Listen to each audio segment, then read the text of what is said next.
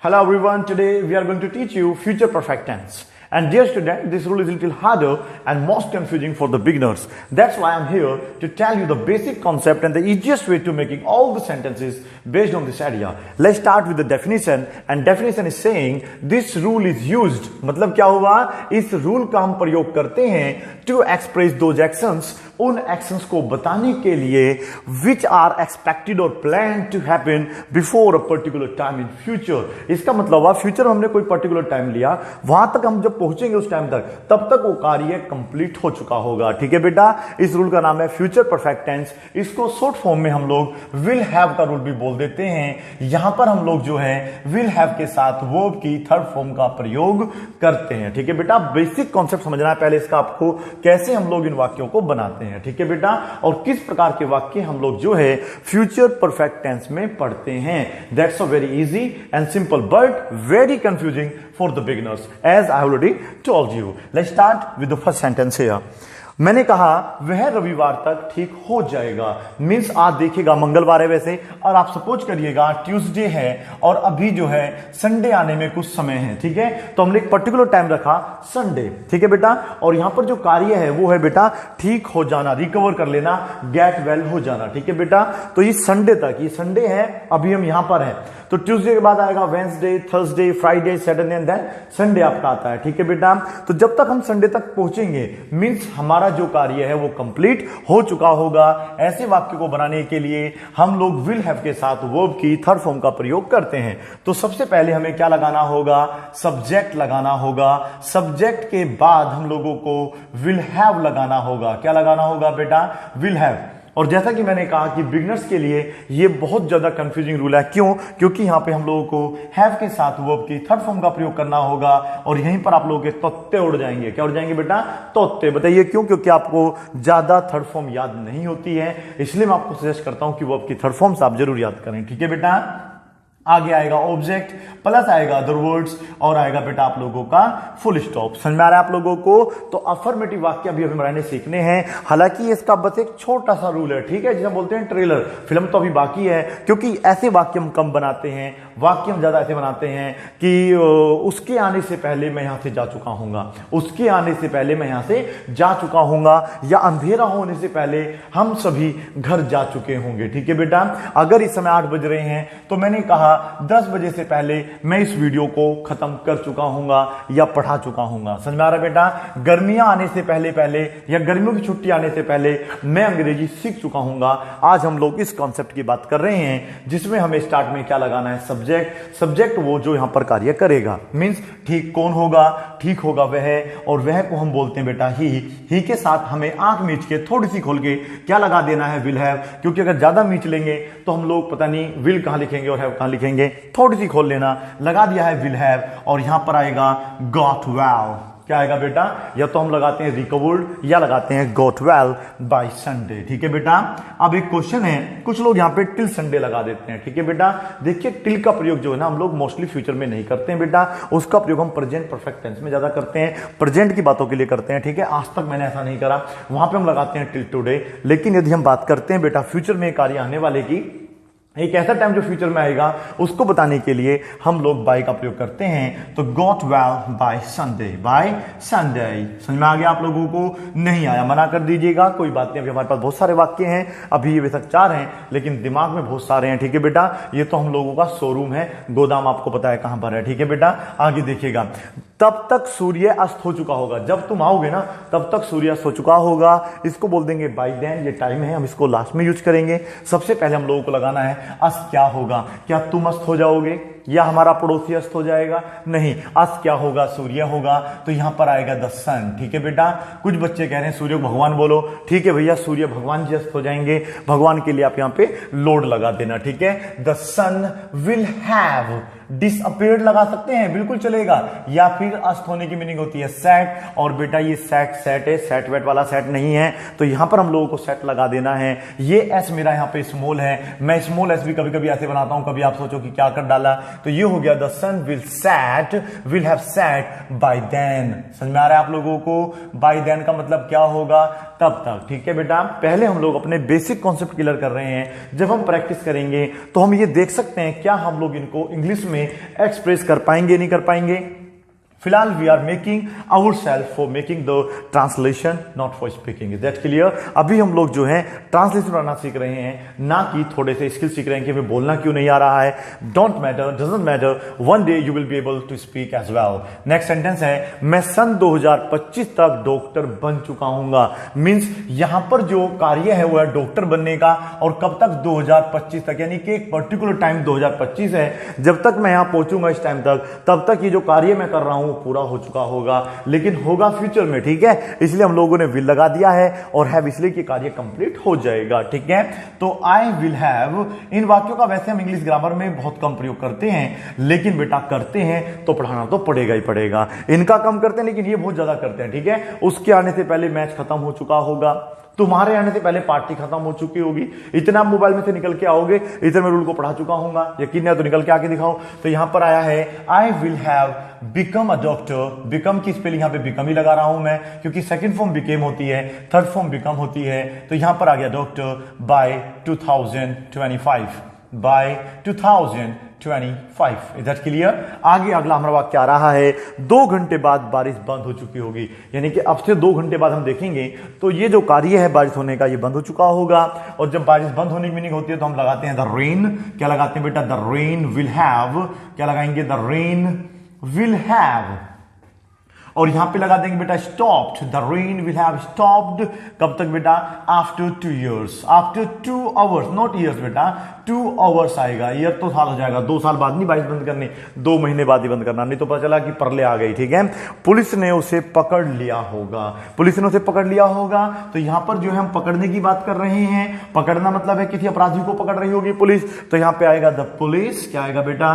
The police will have captured, या फिर arrested या कॉट हम यहां पे लगा सकते हैं, कॉट हिम। ठीक है बेटा, कॉट की जगह आप लोग क्या लगा सकते हैं बेटा? ये कैच, कैच मींस पकड़ना होता है। यहां पर आप लोग अरेस्टेड या फिर क्या लगा सकते थे बेटा? जो भी मीनिंग आपको पता है, जैसे कि मैंने बोला था शायद आप लोगों को कैप्चर्ड, वो भी लगा सकते थे। ये हमारा वाक्य इस प्रकार से कंप्लीट हो जाएगा। ठीक है बेटा, मैंने कुछ वाक्य आपको देना है पहले, उसके बाद जो है हम लोग इसका जो बेसिक कॉन्सेप्ट है वो पढ़ेंगे, जिसके लिए हम पढ़ रहे हैं मेन कॉन्सेप्ट जो है। ठीक है बेटा, बेसिक तो ये है ही, लेकिन जिसलिए हम इस रूल को पढ़ा रहे हैं वो क्या रीजन है वो मैं आपको भी बताना चाहूंगा। देखिएगा, मैंने कहा मैं गर्मियों तक, क्या बेटा?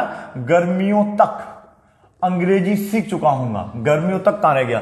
तक चला गया होगा, आज तक के पास है ना बेटा। तो गर्मियों तक अंग्रेजी सीख चुका हूंगा, तो यहां पर हो गया अंग्रेजी, यहां पर आ जाएगा सीख चुका हूंगा। मींस ये जो कार्य है ना अंग्रेजी सीखने का, ये ना तो मैंने अभी कार्य पूरा करा है, ना मैंने शायद अभी शुरू किया हो, या करिए आप कर भी दिया हो, लेकिन वाक्य कह रहा है कि जब गर्मियां आएंगी ना बेटा, अगर अब ठंड पड़ रही है, जब गर्मियां आएंगी तब तक मैं अंग्रेजी सीख चुका हूंगा। तो यहां पर भी आप लोग आंख मिच के थोड़ी सी खोल के क्या लगा देंगे? आई विल हैव लर्नड इंग्लिश, क्योंकि थर्ड फॉर्म जो होती है वो लर्न की लर्नड होती है, तो यहां पर लगा देंगे लर्नड इंग्लिश। और कब तक इंग्लिश सीख चुके होंगे आप लोग?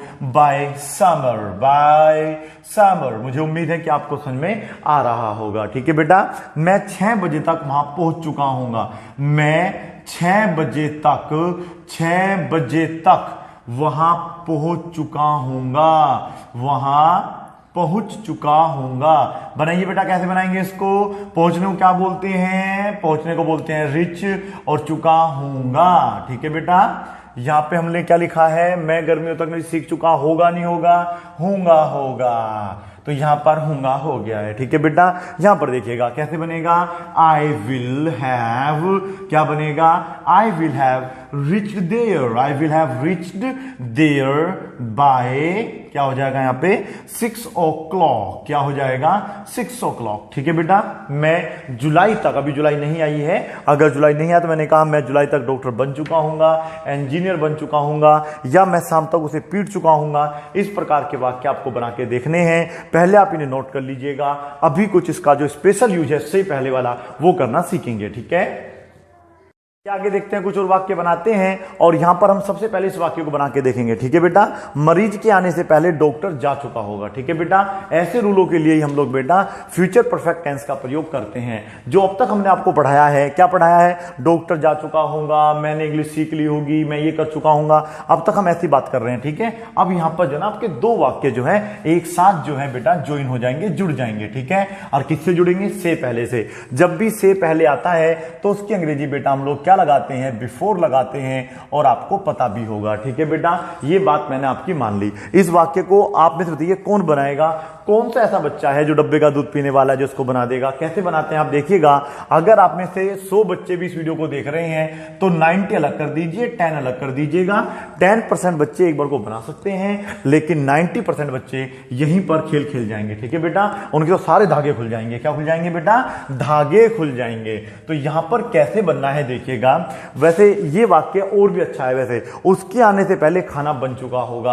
आप लोगों को यह भी पता करना है साथ में जब इन वाक्यों को पढ़ते हैं कि सब्जेक्ट बेस्ड सेंटेंसेस कैसे होते हैं, ऑब्जेक्ट बेस्ड सेंटेंसेस क्या होते हैं, और पॉजिटिव बेस्ड सेंटेंसेस क्या होते हैं। ठीक है, और याद रखना यदि आप लोगों को अच्छे रूल नहीं आते हैं तो ये बना होगा आपका यहां पर आई बटन। ठीक है बेटा, आई बटन देखिएगा, बना होगा, जरूर ऊपर देखना। ठीक है, इस आई बटन में जाके आप लोग जो हैं हमारी जो वीडियोस हैं प्रेजेंट इंडेफिनिट टेंस, एक आप लोगों को देखना है पास्ट इंडेफिनिट टेंस, एक फ्यूचर इंडेफिनिट टेंस। ठीक है, और बाकी ये अभी देखिएगा कौन कौन सी वीडियो में डाल दूंगा। जो वीडियो यहां पे डाली हो सारी देख लेना, तभी आपको रूल समझ में अच्छे तरीके से आएगा। ठीक है, चलिएगा बात करते हैं इस वाक्य की। तो आपने उम्मीद है कि डब्बे का दूध भी पी लिया होगा। मरीज के आने से पहले डॉक्टर जा चुका होगा। यहां पर दो कार्य हुए हैं, एक डॉक्टर चला गया है और फिर मरीज आया है। ठीक है बेटा, तो आपको यह देखना है कि पहले समाप्त कौन सा कार्य हुआ है और बाद में समाप्त कौन सा कार्य हुआ है। कंडीशन लगेगी फिर वाक्य आपका बनेगा। ठीक है, तो मरीज के आने से पहले है ना, यानी कि मरीज बाद में आया होगा, डॉक्टर पहले चला गया। ठीक है बेटा, देख लीजिएगा क्या कहना चाह रहा है। डॉक्टर जा चुका होगा। ठीक है, मरीज के आने से पहले, यानी कि जब मरीज आया तब तक तो डॉक्टर वहां से गायब। ठीक है, बाकी वाक्य बनाने वाले नहीं कहते कैसे वाक्य बनाते हैं, हम भी कोशिश करेंगे। फिलहाल देखिएगा कैसे बनेगा वाक्य है। जो पहले समाप्त होगा वो इसी रूल में बनेगा, फ्यूचर परफेक्ट टेंस में बनेगा। कहां बनेगा बेटा? फ्यूचर परफेक्ट टेंस में। छोटा छोटा लिख रहा हूं, आपको नहीं दिख रहा तो आप लोग जो ना लेंस डालिएगा आंखों में तो दिख जाएगा।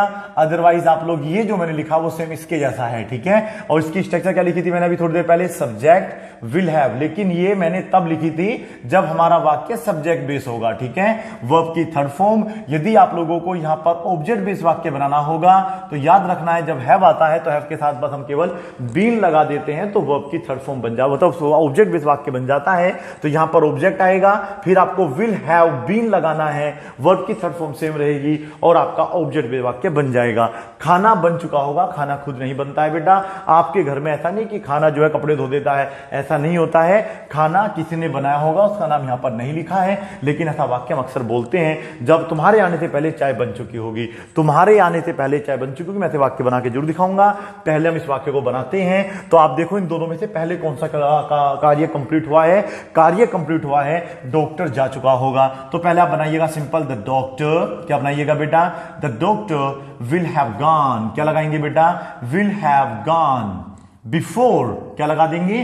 बिफोर। अब इसके जो आगे वाक्य आने वाला है वो इस स्ट्रक्चर के साथ आएगा। इसलिए मैं आपसे कह रहा था कि आप लोगों को सीखने पड़ेंगे पहले बेसिक रूल, क्योंकि यहां पर हम लोग जो ना फ्यूचर का प्रयोग नहीं करेंगे। याद रखना है यहां पर हम प्रयोग करेंगे प्रेजेंट इंडेफिनिट टेंस का। किसका प्रयोग करेंगे बेटा?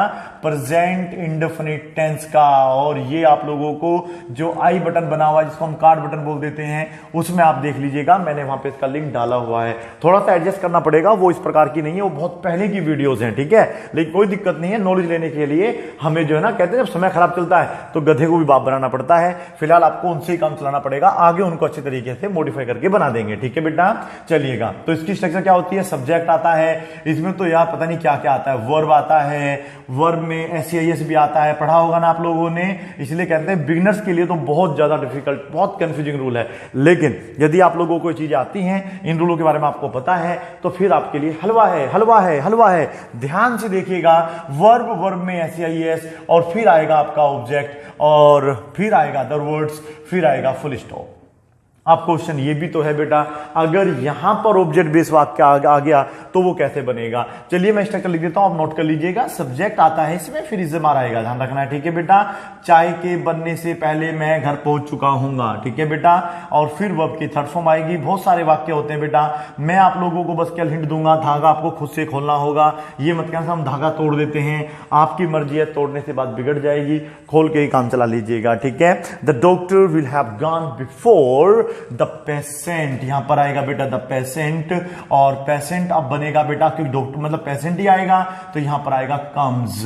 ये याद रखना है, मतलब आपको प्रेजेंट इंडेफिनिट टेंस आप देख लीजिएगा तो आपको इतना समझ में आ जाएगा कि हमने यहां पर एस क्यों लगाया, इज़मार क्यों नहीं लगाया। अदरवाइज तो हम जैसे बच्चे जो ना, जो मोस्ट इंटेलिजेंट बच्चे होते हैं, वो बनाते हैं द पेशेंट इज कम, ठीक है, और पता नहीं वाक्य कैसे बन जाता, the patient come before doctor will have reached या गॉन, जो भी आपको लगाना। बहुत तरीके होते हैं, we have many ways to make the sentences, लेकिन सही तरीका केवल उसका शायद एक या दो ही होते हैं, ज्यादा नहीं होते हैं, ठीक है बेटा।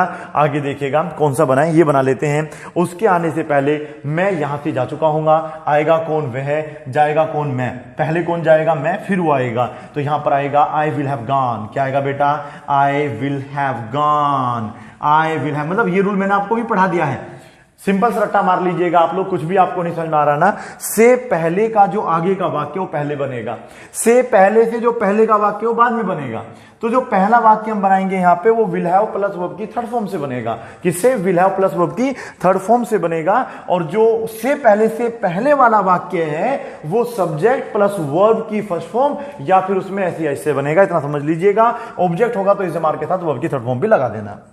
I will have gone from here, I will have gone from here, फिर यहां पर आ जाएगा बिफोर यहां पर आएगा ही कम्स। क्या आएगा बेटा, यहां पर ही कम्स, बिल्कुल सिंपल सेंटेंस बना रहा हूं, उसके आने से पहले की अंग्रेजी होगा बिफोर ही कम्स। ध्यान रखना है, फ्यूचर में जब हम वाक्य बनाते हैं तो एक बार विल लगाते हैं, दोबारा विल नहीं लगाते हैं। पहले में विल आता है तो उसके बाद हमेशा ही क्या आएगा बेटा, प्रेजेंट इंडेफिनिट टेंस में वाक्य आपका बनता है, ठीक है। आगे देखिएगा, उसके आने से पहले खाना बन चुका होगा, किसने बनाया पता नहीं। द फूड, यहां पर विल हैव नहीं होगा, विल हैव के साथ क्या लगेगा बेटा, बीन लगेगा। The food will have been made, the food will have been made, खाना बन चुका होगा। और फिर यहां पे हम लगा देंगे बेटा बिफोर ही कम्स।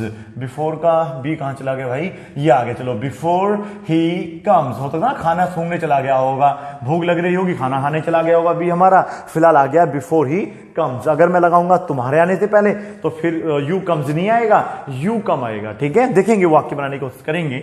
अंधेरा होने से पहले हम घर पहुंच चुके होंगे, मीन जब तक अंधेरा होगा हम घर पहुंच चुके होंगे, पहले हम घर पहुंच जाएंगे फिर अंधेरा होगा, तो वी विल हैव।